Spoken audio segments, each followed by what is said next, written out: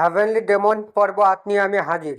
আগের পর্বে young master museum ঘাবড়ে গিয়ে মনে মনে ভেবেছিল, অসম্ভব, এটা কোনোভাবেই হতে পারে না। তার কাছে কি আগে থেকে ইন্টারনাল পাওয়ার ছিল? এই পর্বের শুরুতে উনচিয়ন বলে, ন্যানো, আমি কি শুধু জিনিসগুলো দেখছি, নাকি সামনের ছাত্ররা, সেই সাথে ম্যাডাম হান আমার উপর রেগে আছে? তারপর ন্যানোমেশিন উনচিয়নের সামনে থাকা সবাইকে টার্গেট করে এবং স্ক্যান করে মুখের পেশি মুভমেন্ট অ্যানালাইজিং করে। কিন্তু বিশেষ করে ন্যানোমেশিন ম্যাডাম হানকে স্ক্যান করে। ম্যাডাম হানের মুখের পেশি মুভমেন্টের লক্ষ্যগুলি থেকে হতাশা, হতবাক এবং রাগ দেখা যায়। এমনকি অ্যানালাইজিং না করেও উনচুন বুঝতে পারে যে তারা তার দিকে শত্রুতার দৃষ্টিতে তাকিয়ে আসে এবং সে যা করেছে তা তাদেরকে রাগিয়ে তুলেছে। উনচিয়ন মনে মনে ভাবে, তারা ভেবেছিল আমার কোনো ইন্টারনাল পাওয়ার নেই, কিন্তু আমি যদি এই প্রথম পরীক্ষায় উত্তীর্ণ হই, তাহলে তারা কোনোভাবেই বিশ্বাস করবে না যে আমার ইন্টারনাল পাওয়ার নেই। উনচিয়ন এখন বুঝতে পেরেছিল যে সে যদি ইন্টারনাল পাওয়ার আঘাতের নাটক না করে, তাহলে সে মার্শাল আর্ট শিখতে পারবে না, এমনকি তার জীবনের ঝুঁকিও আছে। তাই সে নাটক করার জন্য ন্যানো মেশিনকে বলে, ন্যানো, তুমি কি আমাকে ইন্টারনাল আঘাত দিতে পারবে? ন্যানো মেশিন বলে, আপনার ইন্টারনাল অর্গান ক্ষতি করার মতো ইন্টারনাল আঘাত? উনচেন বলে, হ্যাঁ, তুমি পারবে কি পারবে না? ন্যানো মেশিন বলে, এটা সম্ভব, তবে আমি ইচ্ছাকৃত আপনার শরীরের ক্ষতি করার পরামর্শ দিচ্ছি না, মাস্টার। উনচেন বলে, এটা ঠিক আছে, একবার তার পারফরমেন্স শেষ হয়ে গেলে আমি চাই তুমি আমার অর্গানে আঘাত করে রক্ত বমি করাও। ন্যানো মেশিন বলে, হ্যাঁ মাস্টার, জোরপূর্বক ইন্টারনাল ক্ষতি শুরু হচ্ছে। পরীক্ষার সময় শেষ হয়ে যাচ্ছে দেখে ম্যাডাম হান অধৈর্য হয়ে যায় এবং সে রেগে মনে মনে ভাবে, এই নিম্ন কুকুর, তার 15 বছরের বেশি বয়স হবে না, কিন্তু সে এত কিছু কিভাবে সহ্য করছে? আমি এটাকে এভাবে শেষ করতে দিতে রাজি নই। সে আমাকে এভাবে অপমান করার সাহস করে কি করে? আমি আমার পাওয়ার আরও বাড়াবো, দেখি সে কিভাবে এটা সহ্য করতে পারে।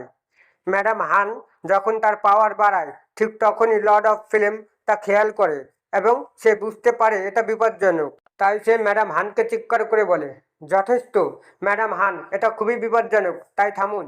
লর্ড অফ ফিল্ম এর কথা শুনে ম্যাডাম হানের হুঁশ ফিরে আসে এবং সে ম্যান্ডোলিন বাজানো বন্ধ করে দেয়। তারপরে যে ছাত্ররা সবেমাত্র এটি সহ্য করেছিল, তারা ক্লান্তিতে হাঁটু গেড়ে বসে পড়ে। যদি ম্যাডাম হান আরও কিছুক্ষণ ম্যান্ডোলিন বাজাতো, তাহলে সব ছাত্রই ফেল করতো। কিন্তু এখন ম্যাডাম হান লজ্জায় তার মাথা নিচু করে রাখে, কারণ সে তার রাগকে কন্ট্রোল করতে পারেনি। কিন্তু সে উনচিয়নের দিকে আবার রাগের দৃষ্টিতে তাকিয়ে মনে মনে ভাবে, এই কুত্তার দোষ, সে কিভাবে 6টি সেক্টের সাথে চুক্তি করার ভঙ্গ করতে পারে? তার সাহস হয় কি করে? কিন্তু উনচিয়নের মুখের দিকে তাকিয়ে মনে হচ্ছে তার শরীরের অবস্থা ভালো না, তার পুরো শরীর কাঁপছে। হঠাৎ উনচিয়ন রক্তকাশি করে, তার মুখ থেকে রক্ত ছিটকে পড়ে। তার এই অবস্থা দেখে লর্ড অফ ফিল্ম এবং ম্যাডাম হান দুজনেই অবাক হয়ে যায়।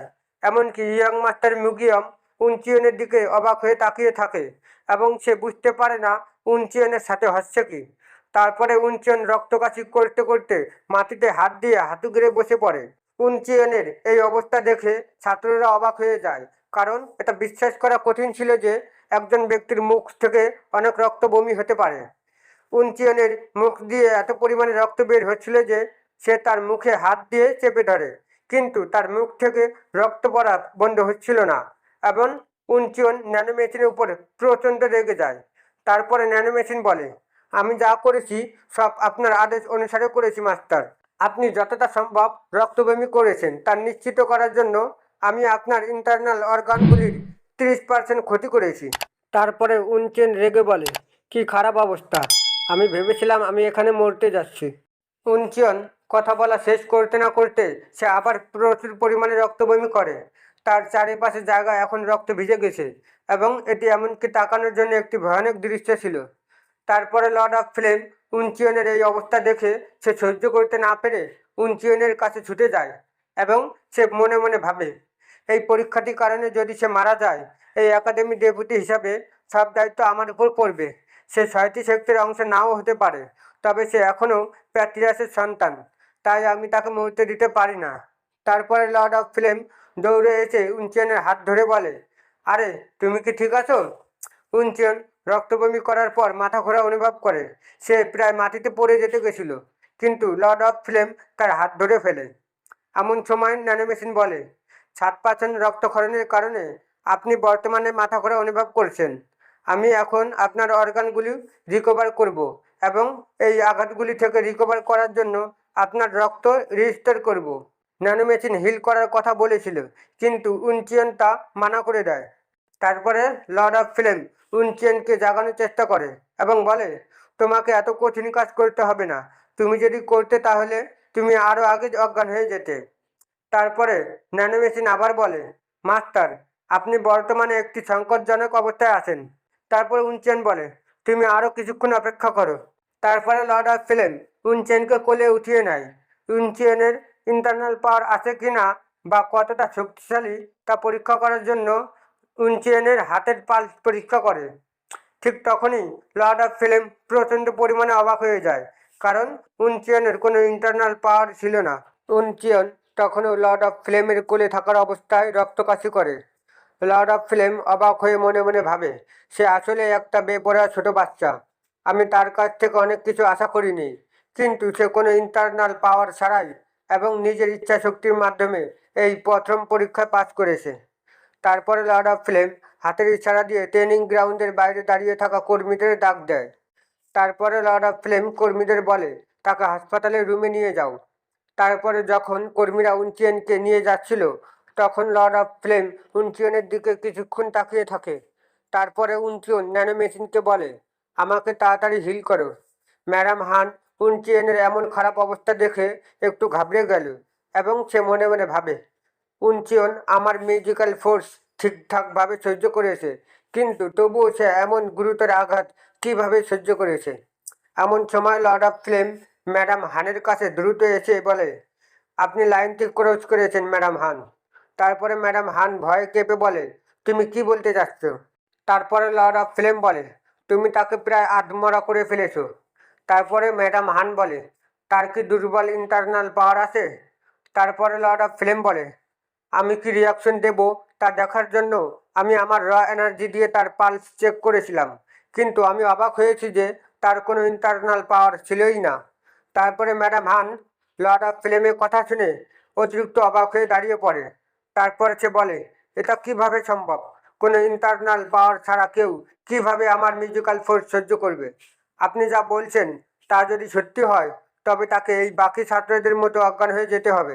মানে ম্যাডাম হান বলতে চাচ্ছে যে এখানে সমস্ত ছাত্রদের মধ্যে মাত্র 30 জন ছাত্র তার মিউজিক্যাল ফোর্স সহ্য করেছে, এমনকি তাদের মধ্যে কেউ কেউ হাঁটু গেড়ে বসেছিল বা তারা সহ্য করে বমি করেছিল। তাছাড়া এই ছাত্রদের ইন্টারনাল পাওয়ার ছিল। তাই ম্যাডাম হান বলেছিল যে উনচিয়নের যদি কোনো ইন্টারনাল পাওয়ার না থাকে, তাহলে তাকে বাকি ছাত্রদের মধ্যেও অজ্ঞান হয়ে যাওয়ার কথা ছিল। তারপরে লর্ড অফ ফ্লেম বলে, সে গুরুতর ইন্টারনাল আঘাত সহ্য করেছে, কারণ সে শুধুমাত্র তার নিজের ইচ্ছাশক্তির মাধ্যমে আপনার মিউজিক্যাল ফোর্স সহ্য করেছে। তারপরে ম্যাডাম হান বলে, শুধু তার ইচ্ছা শক্তির মাধ্যমে সে এত কিছু সহ্য করেছে। তারপরে লর্ড অফ ফ্লেম বলে, হ্যাঁ, তুমি ঠিক বলেছ, তার বেঁচে থাকার প্রবল ইচ্ছা শক্তি আছে, তাই সে এত কিছু সহ্য করেছে। তারপরে লর্ড অফ ফ্লেম মনে মনে ভাবে, যদি সে প্যাট্রিয়াসের জারের সন্তান না হতো, তাহলে আমি তাকে আমার ছাত্র বানিয়ে নিতাম এবং তাকে আমি নিজেই ট্রেনিং দিতাম, কিন্তু 6টি সেক্টের বিরুদ্ধে গিয়ে কিছু করলে ভালো হবে না। তারপরে আমরা ম্যাট ব্লেডকে দেখতে পারি, সে মদ পান করছিল। তারপরে সে মদ পান শেষ করে এবং সে উঠে দাঁড়িয়ে তার মুখ মুছতে মুছতে বলে, সে কি তার ইচ্ছা শক্তির মাধ্যমে এত কিছু সহ্য করেছে? এটা বেশ আশ্চর্যজনক। ম্যাট ব্লেড সাধারণত অন্য কোনো বিষয় নিয়ে তার কোনো আগ্রহ থাকে না, কিন্তু এবার সে উনচিয়নের প্রতি আগ্রহ দেখাচ্ছে। তাই লর্ড অফ ফ্লেম বলে, এটা তোমার কোনো কাজ নয়, তাই এখান থেকে চলে যাও আর কোনো এক কোনায় গিয়ে মাতাল হয়ে পড়ে থাকো। তারপরে ম্যাট ব্লেড বলে, আরে লাল মাথা, তুমি কিছু না বললেও আমি এখান থেকে চলে যেতাম। তারপরে লর্ড অফ ফ্লেম বলে, তুমি জাহান্নামে যাও, তুমি মাতাল। তারপরে ম্যাট ব্লেড মুখ ভেসকে বলে, যদি স্যার রাগী আম্মার জন্য না হতো, তাহলে তুমি এখন গর্তে পড়ে মরে যেতে, তুমি লাল মাথা। তারপরে লর্ড অফ ফ্লেম রাগের দৃষ্টিতে বলে, আমি কোনো মাতালের কথা শুনতে চাই না, এবং যদি কিছু হতো তাহলে তুমিই মাটিতে পড়ে থাকতে, যদি স্যার রাগী আম্মার জন্য না হতো। তারপরে তারা দুজনেই মাথা গরম করে পাওয়ার রিলিজ করে, এবং যখন তারা পাওয়ার রিলিজ করে তখন তাদের আশেপাশে প্রবল বাতাস তৈরি হয়, এমনকি এই প্রবল বাতাস সমস্ত ছাত্ররাও অনুভব করে তাদের কাছে বাতাসগুলো পৌঁছে যায় এবং তাদের দুজনের ভয়ঙ্কর পাওয়ার দেখে ইয়ং মাস্টার মিউজিয়াম অবাক হয়ে যায়। এমনকি তাদের প্রবল বাতাসের কারণে মাটির টুকরোগুলো কাঁপতে থাকে, কিন্তু কিছুক্ষণ পর সেই মাটির টুকরোগুলো কাঁপা বন্ধ হয়ে যায়, কারণ তারা দুজনেই শান্ত হয়ে যায় এবং ম্যাট বেলেট সে প্রথমে মঞ্চে থেকে নেমে যায়। যাই হোক, তারা দুজনেই রয়্যাল বডিগার্ড ছিল, কিন্তু তাদের দুজনের মধ্যে কোনো মিল নেই। তারপরে ম্যাট বেলেট চলে যাওয়ার সময় বলে, আরে লাল মাথা, তুমি এদিকে তাকাও, কিভাবে ম্যান্ডোলিন বাজানোর কারণে সমস্ত ছাত্ররা কিভাবে এদিক সেদিক পড়ে আসে। আজকাল ছাত্রদের মনে কোনো জেদ নেই, আমি বাজি ধরে বলতে পারি। কিন্তু বিশেষ করে একজন ছাত্র আছে যাকে সে পছন্দ করে, এবং ম্যাট ব্লেড খুশি হয়ে বলে, আমি তোমাকে পছন্দ করি উনচিয়ন, তাই আমি তোমার উপর নজর রাখবো। আজকের পর্ব এই পর্যন্তই। এই সিরিজের নতুন নতুন ভিডিও পাওয়ার জন্য অবশ্যই লাইক, কমেন্ট এবং সাবস্ক্রাইব করুন। আপনাদের সবার ভালোবাসা এবং শুভকামনা নিয়ে আজকের ভিডিও শেষ করছি। ধন্যবাদ।